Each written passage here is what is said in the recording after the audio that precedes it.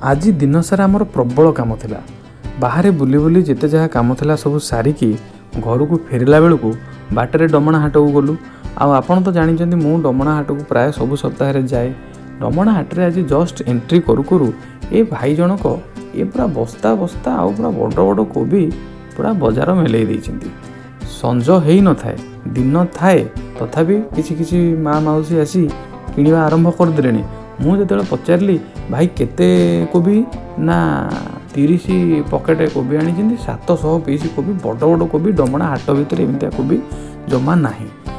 आम सार धरी पकेले कहला गोटे नवा तापर देखला बेलू ए भाई जनक गोटा गोटा भांगी भांगी थोचंदी सी बापा से पाखे से छिड़ा से बापा आ ये पुओ बाप पुओ 2 जण आई कौड़ ना अड़सपुर सेपटू नियाली अड़सपुर रास्तार ओलटपुर आई कहले। तापर ये कोबी गोटाक आप जानिले आश्चर्य हे मात्र 15 टंका। ये कोबी गोटाक डमणा हाट भितर बिकुंट 25 टंका 30 टंका 25-30 टंका बेसी दिन आगुरी केते थिला मैंने 50 टंका गोटा लगा बिकुले। मुझे कहली भाई एत कम कौन बिकुच बोले आम चाषीवासी लोक आम कौन बेपारी आम बिकी बुका देकी पलैदेबू संध्या पूर्व ना आम ये कौन जेमती लोक जगिकी बसबू एतिक टंकार नियो ना दबुनि से एमती कहलु। नाम ना श्यामगन बेउरा आगे आसी कटक डिस्ट्रिक्ट ओल्टपुर कोबी आनी 700 कोबी आनी 700 कोबी 700 कोबी केते पैकेट 30 पैकेट आइतला आउ भल बड़ बड़ कोबी छी आगे बड़ बड़ कोबी छी खत गोबर सारा पड़ी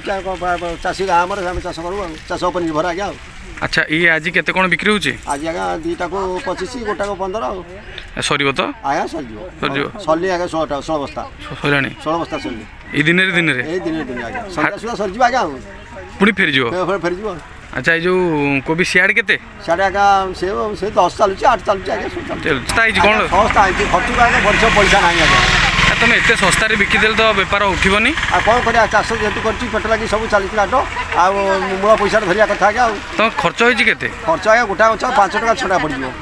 खर्च गोटे 5 छड़ा पड़ आज्ञा 10 ग्राम मजी 500-600 टका आज्ञा तो हबनी बोधे ना आज्ञा हबनी केवल खाली मूल जमा धरिया कथा मजी निजे परिश्रम नाही। मौसांकर ए कोबी देखिकी आमको तो भारी भल लगिला। आम 2 जण लोक गोटे कोबी आइले आमको 3 थर खाऊ किंतु केवल मौसा भल पाइबा आ कोबी एते सी आनी बिक्री होगा सकाशे जहाँ जी आम द्वारा सक्षम आम 5टा कोबी किणिकी धरिकी आसिलु पैसा आम देलु कि गोटे कथा मो लास्ट को मौसा को कहीकि आसली मौसा एत सस्तार बिकनी कौन पे ना गोटे कोबी तैयारी करने तुम कौन गोटे दिन लगी केते दिन लगी